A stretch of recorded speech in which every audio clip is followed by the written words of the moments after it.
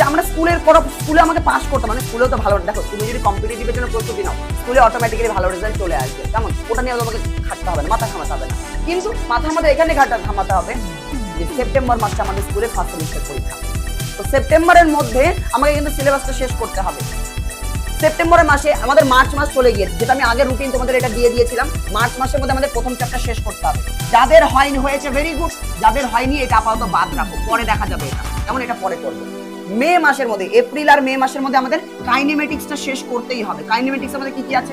Vector আছে, এটা যদি অঙ্কের পার্ট, 1D মোশন আর আমাদের মোশন ইন এ প্লেন মানে একমাত্রিক গতি আর সমতলে বস্তুর গতি, এই কটা চ্যাপ্টার আমাদের রয়েছে।